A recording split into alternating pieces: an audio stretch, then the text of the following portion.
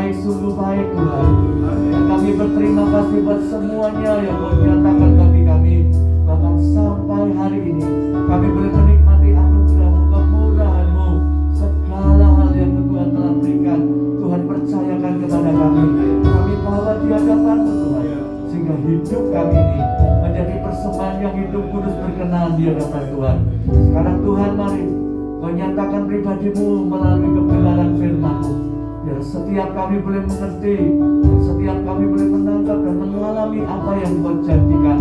Bahkan melalui hamba-Mu, kami percaya hamba-Mu Kau kuduskan dengan kuasa, sehingga hamba boleh layak untuk menyatakan apa yang menjadi kerinduan hati Tuhan. Mari Tuhan, bertahtalah di tempat ini. Tembok api-Mu ada di tempat ini, dan darah-Mu yang memproteksi kami, sehingga kami ada di hadirat-Mu lebih lagi di saat kami mendengarkan firman-Mu. Kami bersyukur Tuhan, kami siap untuk mendengarkan firman-Mu di dalam nama Tuhan Yesus Kristus. Semua yang percaya katakan amin. Silakan duduk Bapak Ibu yang dikasih Tuhan. Shalom. Ya, satu hal yang luar biasa, saudaraku, tatkala kita boleh bersama-sama memuji menyembah Tuhan, ya, sesuatu yang terkadang membuat kita bingung, membuat kita bertanya-tanya, ya saudaraku, apa yang terjadi di dalam dunia ini. Ada banyak anak Tuhan yang saya jumpai, bahkan baru-baru ini dia sangat mengasihi Tuhan sebetulnya. Dan saya lihat dari berbagai hal, bukan hanya sekedar dia melayani, tetapi karena memang dia orang yang diberkati, sehingga dia pun melakukan dalam kegiatan-kegiatan untuk seluruh kegiatan gereja, istilahnya bukan hanya di gereja dia. Tetapi saudaraku, tiba-tiba apa yang terjadi, yang saya tahu, imannya kendor. Pada waktu itu saya nggak percaya melihat seseorang pribadi ini yang sebetulnya juga saya sangat kagumi begitu ya secara pribadi, karena dia begitu tekun, begitu luar biasa melayani Tuhan. Tapi akhirnya yang saya lihat mulai kendor. Nah, saudaraku yang dikasih Tuhan, kita bukan hanya mengalami yang namanya social distancing, ya, tetapi sebetulnya iblis punya cara supaya kita juga mengalami spirit distancing, di mana keterhubungan kita dengan Tuhan dibuat sepertinya harus semakin jauh. Ada banyak orang yang terlena. Bahkan saya sangat sedih ketika mendengar di suatu desa yang zonanya hijau, tidak ada sama sekali kena corona, tapi mereka nggak mau ibadah sampai sekarang. Mereka lebih enjoy, malah lebih senang dia bertani, seakan-akan dia nggak pikir lagi masalah ibadah. Bagaimana ya, saudaraku? Dan ada banyak hal yang terjadi di antara kita, artinya di dalam keadaan kita dimanapun kita berada, yang saudara bisa lihat dalam pribadi saudara masing-masing. Saudaraku, Alkitab tidak pernah salah. Amin. Firman Tuhan maksud saya tidak pernah salah. Dan Tuhan yang kita sembah juga Tuhan yang tidak pernah salah. Ada yang bertanya juga saudaraku bahwa Tuhan ini di mana, kuasa-Mu di mana? Bahkan ada yang terang-terangan, kalau memang kau punya kuasa, kalau Tuhan ada, kenapa banyak yang mati dalam corona dan sebagainya? Saudaraku, kita tidak bisa menyalahkan situasi dengan melihat kondisi, kita menyimpulkan diri sendiri atau menghakimi diri sendiri. Yang jelas firman-Nya berkata, Allah turut bekerja dalam segala sesuatu. Iya, betul. Jadi kalau dikatakan di sini dalam segala sesuatu, berarti semuanya, nggak terkecuali. Di situ Tuhan bekerja. Amin. Jangan sampai kita punya iman yang kendor. Kita berkata, di mana Tuhan? Kalau Tuhan berkuasa, kenapa ini terjadi terus? Seakan-akan gak pernah berhenti yang namanya pandemi. Tapi saudaraku, Mari kita belajar firman Tuhan hari ini. Saya waktu merenungkan firman Tuhan ini yang akan saya berikan kepada saudara, memang ada beberapa hal, tetapi Tuhan ingatkan ketika ternyata kita mau masuk di dalam masa Hari Raya Jumat Agung dan Paskah. Jadi hari ini kita belajar untuk mengenal atau mengenang Tuhan di dalam pengorbanannya. Kita akan melihat Filipi 3 ayat 10.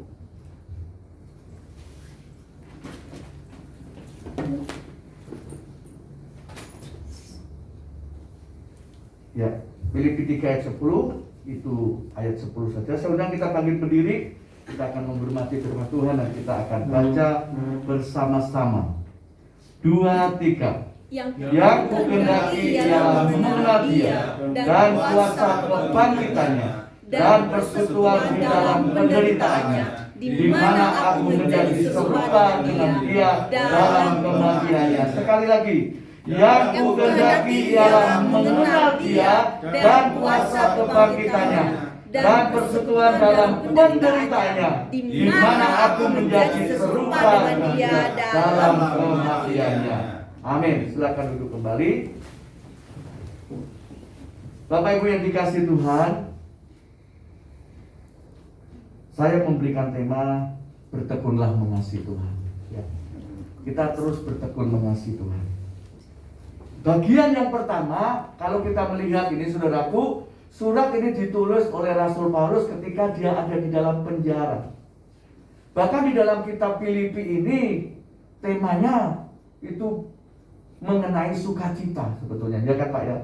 Tentang sukacita. Saudaraku, kalau kita membaca ini, mungkin kalau kita sekedar membaca, mungkin kita udah biasa. Tetapi kenapa Rasul Paulus berkata yang kukehendaki adalah mengenal Dia? Kurang apa Rasul Paulus untuk mengenal Tuhan? Dia sudah sedemikian banyak. Rasul Paulus menjadi salah satu bagian pemberita Injil yang berbeda dari murid-murid Yesus sebelumnya. Karena Paulus sendiri berasal dari orang Ibrani asli, dan dia istilahnya sangat fanatik, tidak mau percaya kepada Yesus. Tetapi apa yang terjadi ketika dia berjumpa dengan Yesus, kalau saudara ingat cerita itu, dan di dalam kitab Galatia mencatat bahwa Rasul Paulus diasingkan oleh Tuhan. Kemana saudaraku? Di Arab selama 3 tahun. 3 tahun ya kalau saya. Nah, dia selama bertahun-tahun dia ada di sana untuk apa? Kalau orang dunia mungkin istilahnya bertapa, bersemedi, mencari wangsit, mencari wahyu. Dan dia di sana belajar mengenal Tuhan. Dia belajar tentang pribadi Tuhan. Karena Alkitab mencatat bahwa Rasul Paulus memberitakan kebenaran firman Tuhan mengenai Injil Yesus Kristus bukan karena dia tahu dari murid-murid Yesus yang pada waktu bersama-sama dengan Yesus di dunia. Tidak, tetapi dia dapatkan secara pribadi. Maka di dalam Alkitab tercatat ada kurang lebih 13 kitab yang dia boleh tulis. Dan dia merupakan rasul yang luar biasa. Nah saudaraku, Rasul Paulus ini sangat mengenal Tuhan, ngerti banget tentang Tuhan. Tetapi dia berkata yang kukehendaki adalah mengenal Dia. Saudaraku, mungkin ada banyak anak Tuhan yang tidak kenal Tuhan dengan benar, ya. Nah, saudara, mari kita koreksi masing-masing. Sejauh mana saudara mengenal Tuhan? Saudaraku, kalau kita mengenal Tuhan, otomatis hidup kita pasti di dalam kebenaran firman Tuhan, bukan? Amin. Ya, saudara. Kalau kita mengenal Tuhan dengan benar, otomatis kita tidak mau keluar dari jalur yang firman Allah sudah tetapkan dalam kita. Saudaraku, saya melayani paling banyak memang di Bandung ya. Saya melayani di Bandung. Saya pernah melayani GM yang punya namanya Mall King dulu, tapi sudah terbakar, sekarang jadi ubah mallnya. Saya sangat heran sekali, istrinya sudah kepala 5, ya kan? tiba-tiba saudaraku dengan keadaan Molking itu terbakar dan terjadi sedikit kolap. Begitu cepatnya istrinya beranjak pergi meninggalkan dia dan mengikuti laki-laki lain. Pada waktu itu waktu dia konseling, saya itu geleng-geleng. Ya kalau umurnya masih 20-30, nah ya istilahnya dunia berkata bagaimana, tapi ini udah sekian tahun segitunya, kok bisanya? Bahkan ada banyak hal yang terjadi juga. Saya sedang konselingi juga, ada 2 keluarga sama juga saudaraku, terjadi banyak hal. Kenapa itu bisa terjadi? Itu membuktikan bahwa orang yang sudah di dalam Yesus sebetulnya tapi belum mengenal. Kalau saudara kenal dengan Tuhan, saudaraku nggak akan saudara melenceng ke kanan ke kiri.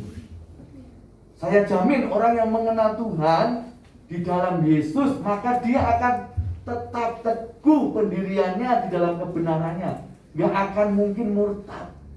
Berarti kalau orang yang murtad meninggalkan Tuhan, itu berarti dia adalah orang yang belum mengenal Tuhan.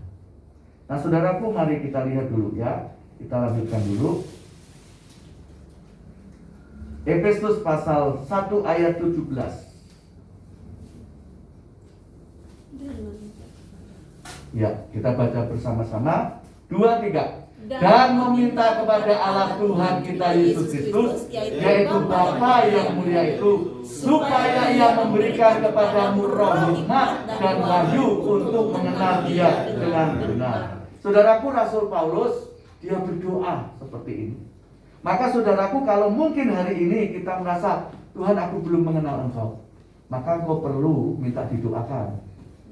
Bapak rohanimu, gembalamu, atau siapa yang lebih senior, lebih tahu, itu juga sangat penting, ya kan saudaraku ya. Kalau kau merasa belum mengenal Tuhan, maka bagian yang pertama, mari saudaraku, kita minta untuk didoakan. Karena kadang ada sesuatu yang terselubung, ya, seperti orang-orang Israel, ya kan.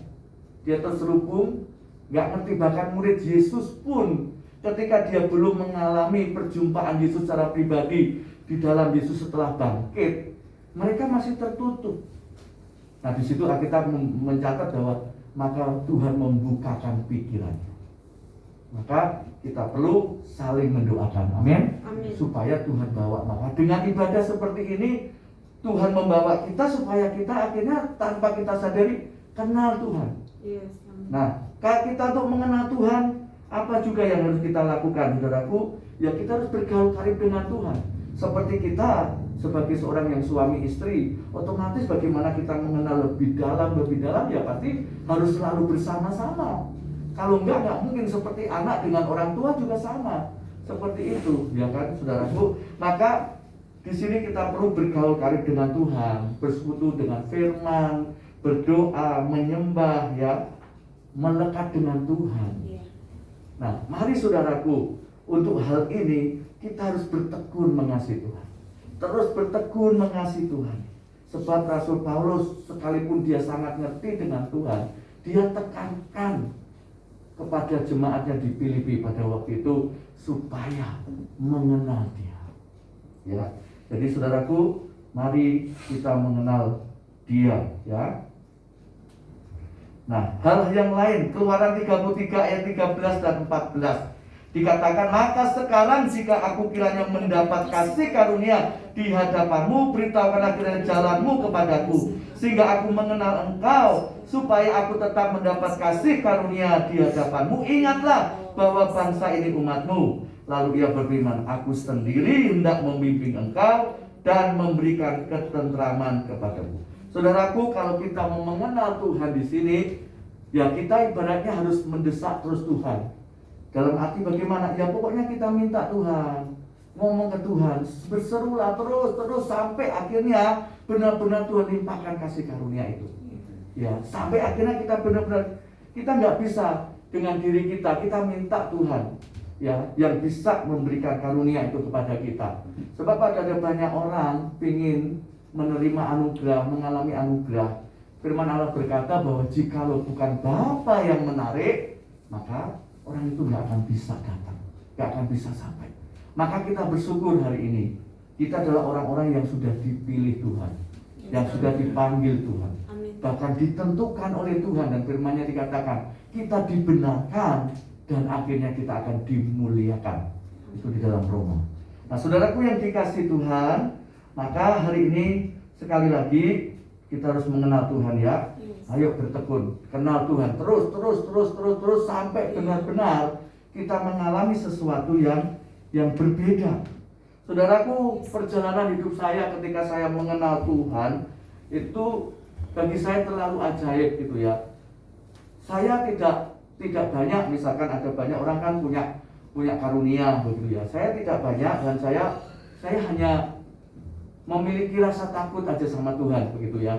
Saya sangat berhati-hati banget. Kalau misalkan saya nggak harus menyampaikan Tuhan, firman Tuhan juga saya nggak nyampaikan.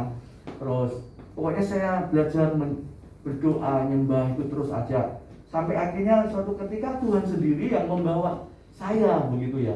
Jadi hal-hal yang aneh kadang saya juga nggak pernah sadari begitu, karena ketika kita bergaul dengan Tuhan, kita belum nggak ngerti pada saat Kairos itu datang, waktu Tuhan yang seketika itu datang, dan tiba-tiba kita melihat sesuatu yang luar biasa. Kemarin waktu perjalanan kami dari Bandung, tiba-tiba itu ada anak praktek, dia punya teman di Nias.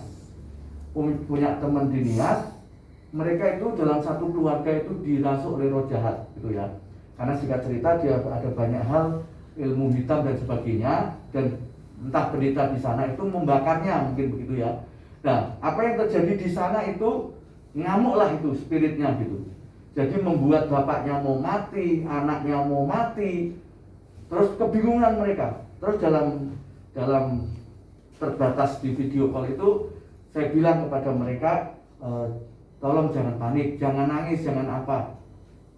Kita doa sama-sama. Saya bilang untuk urapi rumah dan sebagainya, ambil. Nah, saya hanya berdoa di mobil, hanya sebatas melalui video call begitu ya. Tapi apa yang terjadi saudaraku?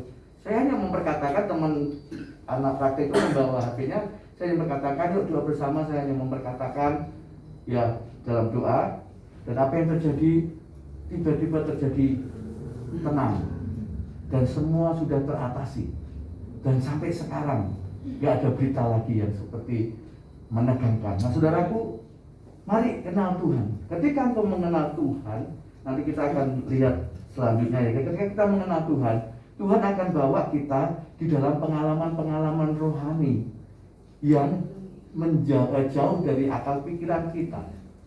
Maka saudaraku, ketika kita kenal Tuhan dengan dekat, maka rahasia Tuhan akan singkapkan kepada kita. Ya, itu. Kita lihat dulu 2 Petrus 1 ayat 8. 2 Petrus 1 ayat 8 2-3. Sebab apabila semuanya itu ada padamu dengan berlimpah-limpah, kamu akan membuatnya menjadi giat dan berhasil dalam pengenalanmu akan Yesus Kristus Tuhan kita. Amin. Nah saudaraku, apa yang saudara lakukan, sudah baca di ayat sebelumnya. Di situ belajar tentang banyak hal. Intinya kita harus bertekun terus menerus. Kita mengikuti level satu ke level yang satunya, ya saudaraku. Kita mengasihi Tuhan, kita setia kepada Tuhan, supaya apa? Tiba-tiba kita dibuat menjadi giat, berhasil pengenalan kita akan Tuhan. Nah, ketika kita dekat dengan api, bisa kita kena api itu, ya kan? Atau kita sedang dekat dengan anak yang sedang bermain air, ya pasti kita akan kena air, ya kan, seperti itu. Demikian juga ketika kita di hadirat Tuhan, kita mau dekat dengan Tuhan, maka kuasanya, kemuliaannya, bahkan hal-hal yang lain juga mendekat, bahkan ada dengan kita. Ya saudaraku dikasih Tuhan, kadang saya juga berpikir sesuatu hal yang aneh gitu ya, tidak pernah saya sadari begitu ya, ketika kita mengenal dengan Tuhan. Suatu ketika saya tidak pernah ketemu dengan seseorang ini, mungkin ketemu tahun 2013, berarti sudah cukup lama. Saya ke rumahnya pun juga mungkin cuma sekali, setelah itu menghilang, nggak ngerti bagaimana.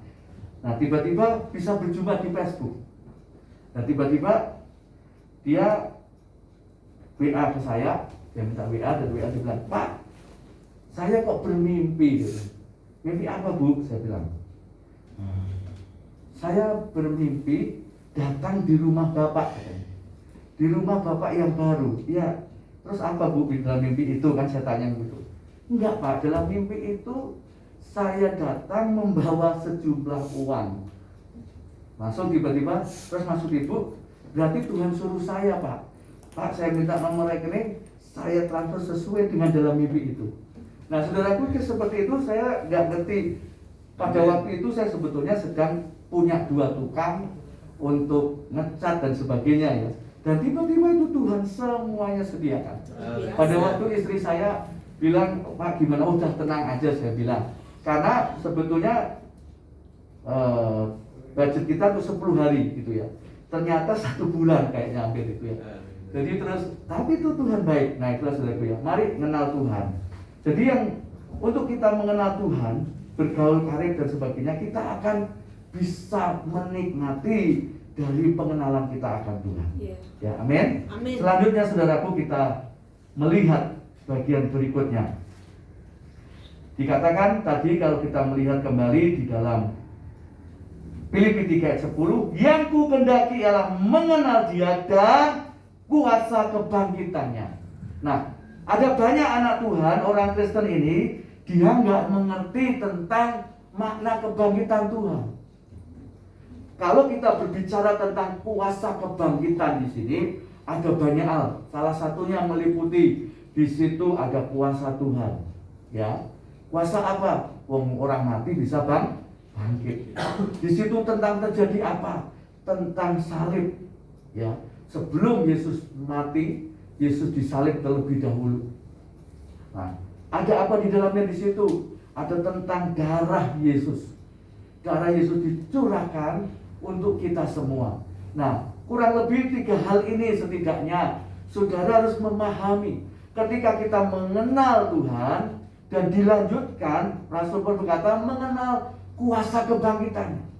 Ada banyak anak Tuhan tidak ngerti, sehingga dalam kehidupannya mengalami kebingungan, mengalami stres, dan akhirnya meninggalkan Tuhan, kecewa kepada Tuhan. Sebab apa? Pengenalannya belum terlalu dalam, apalagi disuruh mengerti tentang kuasa kebangkitan. Maka saudaraku, mari kita pahami ulang kembali, karena kita akan memperingati kematian Tuhan Yesus. Sebetulnya karya salib itu luar biasa. Ya, salib punya tujuan, Yesus menebus dosa kita.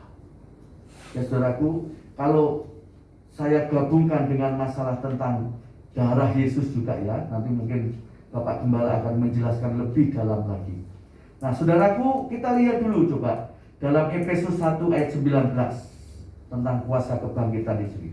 Efesus 1 ayat 19 dan 20 ya. Ya, kita baca 2-3. Dan betapa hebatnya kuasanya bagi kita yang percaya sesuai dengan kekuatan kuasanya. Nah, saudaraku, ini dulu, 19 dulu ya. Hebat kuasanya bagi kita yang percaya sesuai dengan kekuatan kuasanya. Maksudnya hebat kuasanya bagaimana? Di sini menjelaskan, yang saya dapatkan adalah bahwa kuasa Tuhan itu tak tertandingi. Amin. Melebihi dari semuanya. Saudara lihat di dunia ini, siapa yang mati bangkit ya, kecuali dibangkitkan oleh Tuhan ya. Semuanya rata-rata nggak ada yang bangkit seperti Yesus. Hanya satu nama, Yesus Kristus. Dia mati dan bangkit pada hari yang ketiga. Kenapa dibilang hari yang ketiga? Karena kalau sedangkan Yesus matinya Jumat, ya kan? Jumat, Sabtu, Minggu. Nah, jadi 3 hari. Jadi dibilang, karena ada orang yang memperdebatkan, orang Muslim memperdebatkan, Yesus aja matinya jam 3, ya kan? Kurang lebih Jumat 3, terus Sabtu, berarti kan baru 1 hari kalau begitu kan? Terus Minggu. Nah, sedangkan dia Minggu pagi, oh berarti nggak sampai 3 hari dong. Nah, kalau dalam penghitungan orang Yahudi nggak seperti itu. Setiap jam 6 itu sudah pindah hari gitu ya. Tetapi kita nggak memesalkan itu, yang jelas menyatakan bahwa 3 hari. Nah saudaraku, dikatakan betapa hebat kuasanya. Jadi tidak tertandingi saudaraku ya. Tidak ada yang menyamainya. Yesus sangat berkuasa. Kuasanya sungguh dahsyat dan luar biasa. Maka oleh karena itu ayo kenal dia dan kuasa kebangkitannya. Ya saudaraku, ada firman Allah yang menyatakan bahwa roh yang sama yang membangkitkan Yesus dari antara orang mati itu di Roma gitu. Dan roh yang sama itu tuh ada dalam diri kita. Amin. Saudara percaya? Amin. Kalau saudara percaya bahwa roh yang sama yang membangkitkan Yesus, maka sebetulnya kita harus mengerti yang Tuhan kehendaki. Kenal kuasa kebangkitannya. Roh yang membangkitkan itu ada di dalam diri kita. Maka di dalam diri kita juga ada kuasa yang tanpa batas. Maka mari belajar di dalam hidup kita melibatkan Tuhan, saudaraku. Kalau kita sedang mengalami sesuatu, ayo libatkan Tuhan. Ya, libatkan Tuhan. Berkata-kata kepada Tuhan supaya kita akan melihat kuasa kebangkitannya itu. Sebab kuasa kebangkitannya sungguh luar biasa. Nah, tadi ayat 20 dikatakan yang dikerjakannya di dalam Kristus dengan membangkitkan dia dari antara orang mati dan mendudukkan dia di sebelah kanannya. Jadi luar biasa saudaraku ya. Jadi saudaraku, Tuhan Yesus itu bukan hanya kuasanya hebat, tetapi dia punya kedudukan yang tinggi, yang melebihi dari segalanya. Sebab kalau kita sadari sebetulnya Yesus itu sendiri adalah Tuhan itu sendiri. Nanti pada waktunya kita akan diberikan roh pengertian hal itu. Nah saudaraku yang dikasihi Tuhan, oleh karena itu yang kedua tadi yaitu kuasa kebangkitannya. Kita alami kuasa kebangkitannya ada apa? Banyak sekali ya saudaraku. Kalau saya alami atau kita pelajari ya. Di antaranya lain yang menyinggung masalah ada kuasa kebangkitan apa? Bahwa Yesus telah mengalahkan maut. Maka saya selalu tidak setuju ya saudaraku kalau dalam pemberkatan nikah itu perjanjiannya itu hanya maut yang memisahkan. Saya nggak setuju. Kenapa? Kalau saya yang setujunya ya kematian dipanggil Tuhan. Karena kematian dengan maut itu beda pengertiannya. Kalau maut itu adalah ya upah dosa, kematian kekal, nggak ada ampunan lagi, itu maut. Ya. Maka Yesus pun berkata bahwa dia akan mendirikan jemaatnya di atas batu karang, di mana alam maut tidak menguasai. Berarti orang yang percaya di dalam Yesus, maut tidak ada lagi. Maka jangan kita sebut-sebutkan begitu. Jangan sampai maut, enggak, kalau kita nggak mengalami maut, sebab kita sudah dipindahkan dari alam maut, alam kegelapan, kepada kehidupan yang kekal, kepada terangnya yang ajaib. Itu yang Tuhan berikan ya.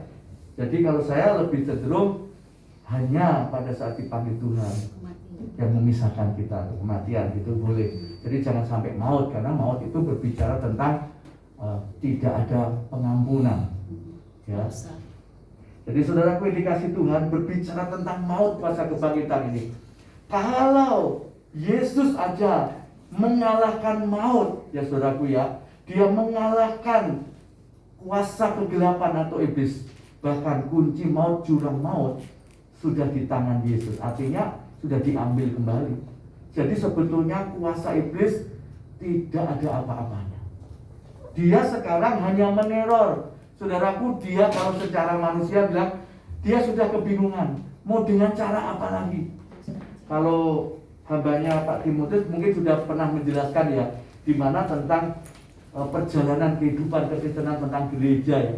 Gereja yang bertumbuh ya kan, misalnya gereja yang didewasakan sampai gereja disempurnakan. Nah sekarang kita mungkin mulai 2021 ini kita masuk dalam gereja yang disempurnakan. Nah saudaraku, kalau kita masuk dalam zaman gereja yang didewasakan aja, kita masih ogah-ogahan ke gereja, kita masih alasan ini itu dan sebagainya. Saudaraku, kalau tiba-tiba tanpa kita sadari kita masuk dalam gereja yang disempurnakan, gereja yang dimurnikan, nggak peduli lagi loh Tuhan. Kenapa saudaraku? Masanya udah berbeda. Kalau masa pemurnian, ya kita dibakar ibaratnya seperti emas. Orang yang sedang mendulang emas, terus dia membuat emas, memisahkan dari campuran yang lain sampai menjadi emas murni, maka harus dilebur, dibakar. Nah, kesakitan dan sebagainya itu harus dilewati. Kalau misalkan kita seperti masih masa anak-anak, sakit sedikit, Tuhan gak peduli. Karena apa? Masanya udah selesai. Maka saudaraku, mari kejar. Kalau mungkin ini masa pemurniannya belum begitu besar, atau misalkan memang belum maksimal, mulai sekarang ayo kenal Tuhan, mulai sekarang bertekun, ayo lebih lagi. Ketika kita dimurnikan, kita udah siap. Kita tahu karena apa? Ketika kita mengalami sesuatu hal yang tidak enak di daging kita, ketika kita mengenal Tuhan, ketika kita ngerti kuasa kebangkitannya, kita akan tenang, saudaraku. Artinya mati pun kita mungkin dipanggil Tuhan, sudah siap. Sudah siap gak? Amin. Ya, kalau saya siap loh, saudaraku, benar. Harus siap, saudaraku. Mungkin memang kita berpikir tentang, bagaimana nanti anak-anak saya Tuhan, nanti bagaimana Tuhan. Percayalah saudaraku, Tuhan yang bertanggung jawab. Ya, jadi hal itu. Kita akan melihat kembali selanjutnya, saudaraku ya. Maka saudaraku, kalau saudara nanti lihat 2 Petrus 1 itu ya, ayat 8 sampai 11, di situ akan lebih lengkap lagi. Ya, dari situ, maka saudaraku, kalau saya membaca ayat yang ke-10, dikatakan, karena itu saudara-saudaraku berusaha sungguh-sungguh supaya panggilan dan pilihanmu makin teguh. Sebab jikalau kamu melakukannya, kamu tidak akan pernah tersandung. Gak akan. Ayo sungguh-sungguh, ayo bertekun, mengasihi Tuhan, ayo lebih lagi, saudaraku ya, supaya semakin jauh kita mengenal Tuhan, semakin lebih lagi masuk dalam usia kita bertambah, bukan semakin menurun, bukan semakin merosot ya, tapi semakin naik roh kita, iman kita. Jadi seperti itu. Ayat yang ke-11 dikatakan, dengan demikian kamu akan dikaruniakan hak penuh untuk memasuki kerajaan kekal, yaitu kerajaan Tuhan dan Juru Selamat kita, Yesus Kristus. Amin, saudaraku. Nah, oleh karena itu, sekali lagi dalam kuasa kebangkitan itu berbicara, ada di dalamnya ada kuasa Tuhan yang tak tertandingi, tanpa batas. Maut tidak berkuasa lagi atas kita, ya saudaraku. Dan di dalamnya juga ada tentang darah Yesus. Nah, darah Yesus ini ada banyak anak Tuhan juga nggak memahami. Oleh karena itu, ayo pahami, darahnya itu benar-benar berkuasa. Saya sudah buktikan ya saudaraku ya, berkali-kali kalau saya Tuhan izinkan untuk melayani, wow, dahsyat luar biasa. Suatu ketika saya ini kadang aneh ya, orang dari Nias sering nelpon, orang dari NTT sering nelpon, padahal jarak jauh saudaraku ya. Tapi itulah kalau Tuhan sudah izinkan kita untuk menjadi saluran berkat, menolong mereka, maka sesuatu hal itu terjadi. Sangat-sangat ajaib ya. Kuasa darah Yesus itu luar biasa. Nah saudaraku, kalau saya tulis di sini, saya bisa simpulkan kurang lebih 7, mungkin bisa lebih ya. Ini yang dalam pemahaman saya ada 7 tentang makna kuasa darah Yesus. Bahwa darah Yesus satu itu menebus dosa. Ya, menebus dosa kita. Efesus 1 ayat 7 dan sebagainya, sudah bisa cari yang lain. Yang kedua, dia menyucikan, mentahirkan kita. Ibrani 13 ayat 12. Yang ketiga, bahwa kuasa darah Yesus itu memperdamaikan kita. Kolose 1 ayat 20, Roma 3 ayat 25. Kuasa darah Yesus itu membenarkan kita. Roma 5 ayat 9. Kuasa darah Yesus itu melindungi kita. Keluaran 12. Kuasa darah Yesus itu memeteraikan kita. 1 Korintus 11 ayat 25. Dan kuasa darah Yesus itu menjadi tanda bahwa kita adalah milik Kristus. Galatia 6 ayat 17. Nah, saudaraku yang dikasih Tuhan, kuasa darah Yesus ini luar biasa. Maka ketika kita sedang mengalami sesuatu, mari perkatakan. Ya. Yesus pernah menyatakan dalam Yohanes pasal 6, perkataanku adalah roh dan hidup. Jadi saudaraku, firman yang kita baca ketika kita imani masuk di dalam roh kita, maka itu firman itu berkuasa, itu menjadi hidup. Yes, amin. Ya saudaraku, maka ketika maka jangan sampai kita nggak mau memperkatakan firman Tuhan. Perkatakan saudaraku. Misalkan saudara mendapat ayat apa, nyatakan dengan iman, maka roh akan menjadi suatu yang roh dan hidup. Yes. Itu pasti terjadi. Suatu ketika hanya ngomong, pernah suatu ketika saya itu pengen ke gunung di Rote itu ya, ada gunung yang tinggi di tengah laut. Dan setiap kali saya ke sana belum kesampaian, karena itu daerah itu termasuk gelombangnya tinggi, berapa kali kapal tenggelam di situ. Dan saya berdoa kapan waktunya, pas kebetulan itu jam 5 sore. Jam 5 sore itu lagi surut. Maka saya cepat-cepat, ternyata itu ada 1 kilo dari darat ke pinggir itu, ke gunung itu. Saya naik, dan pada waktu itu sekitar jam 6, saya pinginnya ke puncak gitu ya, tapi daging saya ditahan oleh Roh Kudus, dan saya harus di tengah-tengah aja, udah di sini aja, kamu deklarasikan. Nah pada waktu saya ngomong, mengatakan firman Allah di daerah itu, karena daerah itu terisolir, tidak ada listrik. Sudah berapa tahun ya, 16 tahun, padahal itu area kota. Mungkin pada waktu itu penduduknya nggak memilih bupatinya, mungkin, sehingga akhirnya diasingkan, tidak dapat bantuan dan sebagainya, menjadi anak tiri. Tapi kuasa perkataan Tuhan itu luar biasa ya kan, firman-Nya. Ketika saya menyatakan itu, ada ibu-ibu dan di gereja itu tak suruh berdoa, mari berdoa, saya naik sampai turun ya. Saya turun sudah nggak pada doa, berarti mungkin saya sudah kelamaan. Nah pada waktu itu apa yang terjadi saudaraku, 3 bulan kemudian saya dapat kabar, tiba-tiba ada keputusan dari pemerintah kabupaten, mereka dialiri listrik. Itu suatu hal yang ajaib gitu ya. Maka kuasa perkataan itu penting. Mari perkatakan dengan iman. Dan yang terakhir dikatakan tadi di dalam Filipi 3 disebut tadi, saudaraku ya, dikatakan bahwa dan persekutuan dalam penderitaannya, di mana aku menjadi serupa dengan dia dalam kematiannya. Nah ini yang paling terakhir, ini yang sangat tidak enak saudaraku ya. Ada banyak orang maunya enaknya aja, ketika menderita nggak mau. Nah ini nggak boleh ya. Bahwa kita di dalam Tuhan, mungkin orang bilang seperti aku menjadi orang Kristen seperti yang kita masuk di dalam jalan tol. Tetapi jalan tol juga ada hambatan ya kan, ada hambatan. Apalagi kalau saudara naik tol layang yang ke arah Cikampek, wah itu gelombang-gelombang kan, atau banyak hal. Jadi kalau kita masuk di jalan tol bukan berarti bebas hambatan, enggak, terbukti ada banyak celaka dan sebagainya ya. Berarti masih ada rintangan dan tantangan. Nah saudaraku, tetapi yang membedakan kita di sini bahwa ketika kita bersekutu di dalam penderitaannya, bukan membuat hidup kita hancur, bukan membuat hidup kita menjadi kecewa, nggak ada pengharapan, tidak.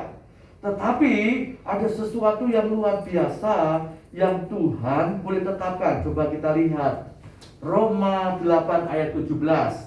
Roma 8 ayat 17. Dan jika kita adalah anak, maka kita juga adalah ahli waris. Maksudnya orang-orang yang berhak menerima janji Allah, yang akan menerima bersama dengan Kristus, yaitu jika kita menderita bersama dengan Dia, supaya kita juga dipermuliakan bersama dengan Dia. Amin. Jadi saudaraku, ayo kita hari ini kita menekuni hidup kita, lebih lagi percaya kepada Tuhan.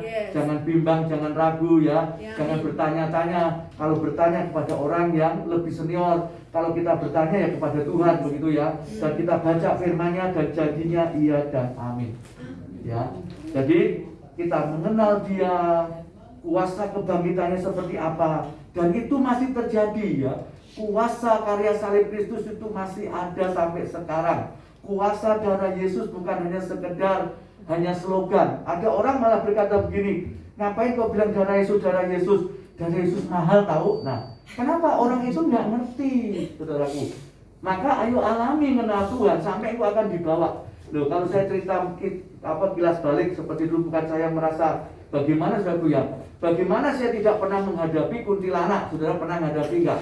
Kuntilanak ini siang ada, malam ada loh. Nah kalau di film cuma malam ya kan istilahnya. Dan saya tiba-tiba seorang diri diminta oleh suatu penduduk yang daerah itu aku belum tahu. Naik bukit gak ada listrik, jaraknya 3,5 kilo. Dan tiba-tiba dibilang, Pak saya minta tolong ada 2 bayi yang mau dimakan kuntilanak, tolong doakan. Saya dalam waktu itu secara manusia juga takut.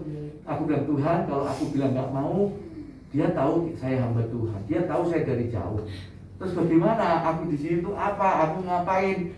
Cuma ya pokoknya banyak dilema. Tapi saya dalam perjalanan saudaraku, pernah kan waktu itu saya dalam Facebook gitu, saya nyanyi dalam nama Yesus. Karena nggak ada teman, gelap. Dan di areal bukit itu orang pernah cerita, Pak, kalau lewat di sana itu hati-hati, ada banyak orang yang hilang. Nah, ya aneh lagi kan, karena di sana hutannya ada yang hidup, karena memang mistisnya kuat banget, karena di sana juga orang aja memelihara kuntilanak banyak sekali, dipelihara loh saudaraku. Aduh, ngeri. Nah, tapi dengan anugerah Tuhan saya datang. Pada waktu datang, tiba-tiba Tuhan beri hikmat, ya kan? Ayo dengan darah Yesus. Bapak itu tak suruh mengurapi. Saya bilang air, kita doakan, kita hadapan Tuhan. Kenapa saudaraku, firman Allah menyatakan bahwa air bisa menjadi air anggur. Maka kita juga percaya ketika air kita hadapan Tuhan, maka ada kuasa di dalam air itu. Kita katakan ada darah Yesus, ini adalah darah Yesus. Maka ketika kita urapi rumahnya, apa yang terjadi? Kuntilanaknya nggak berani masuk saudaraku. Bahkan sampai malam purnama itu saya sengaja datang ke rumahnya. Saya pun sebetulnya agak takut, tapi aku buktikan. Dan tidak terjadi apa-apa. Dan selamatlah itu. Dan pada waktu saya sedang berdoa itu, saya ditarik oleh sebelah rumah. Saya kaget, saya pikir mau dihakimi, mau apa kan. Saya ditarik begitu, dibawa ke rumah sebelah, di hadapan seluruh keluarga mereka, keluarga yang lain gitu. Dan dia cerita, Pak, anak saya bulan yang lalu mati. Oh, jadi di situ saudaraku, mereka sering ya, kadang orang yang masih baru lahir gitu tiba-tiba ininya berlubang gitu ya. Nah di sana memang nyata begitu. Nah kenapa? Ketika saya melakukan hal ini, saya melihat kuasa darah Yesus itu luar biasa. Kuasa kebangkitannya itu luar biasa. Dan mari saudaraku, ketika kita masuk dalam kuasa penderitaan di dalam Tuhan, mengikut Yesus, mungkin saudara ada banyak hal yang harus kita alami karena kita harus menjadi dewasa, ya, harus menjadi dewasa. Kalau orang yang menjadi dewasa, maka harus mau dididik, ya kan, mau dibentuk, mau dibina, ya, bersama dengan Tuhan dalam hidup kita ini. Karena untuk menjadi dewasa itu tidaklah semudah seperti seorang anak-anak kan begitu. Misalkan contoh, kalau kita punya anak kecil, dia belum tahu apa itu pisau, ya kan. Tiba-tiba dia minta, aku mau main pisau, misalkan, walaupun belum bisa ngomong apalagi, ya kan. Nah kalau kita sebagai seorang orang tua mendidik dengan baik, maka pasti gak diizinkan anaknya main pisau. Nah atau mungkin anaknya juga agak besar, yang mungkin umur balita, baru kena goresan nangis gak, pasti baru tahu gitu kan. Nah sekarang saudaraku dikasih Tuhan, ketika kita diizinkan, Tuhan mau kita juga menyatakan yang dikehendaki adalah persekutuan dalam penderitaannya, masuk dan mengalami sebetulnya apa yang Yesus sudah alami, seperti Rasul Paulus juga alami. Diartikan di sini bahwa kita kalau mau menjadi ahli waris kerajaan surga, kita harus melewati, mau menderita bersama dengan Yesus. Mungkin kita akan dikucilkan, mungkin kita akan ada banyak hal ketika kita menjadi orang Kristen di tengah-tengah dunia yang menyesatkan ini, atau di tengah-tengah orang yang sudah tidak percaya Tuhan. Nah itu adalah satu hal yang harus kita hadapi. Kita harus siap, harus kuat, sampai pada waktunya kita semuanya masuk di dalam panggilan surgawi. Amin. Saudara berikut Tuhan, demikian firman Tuhan. Mari kita bangkit berdiri dan kita akan ikat satu pujian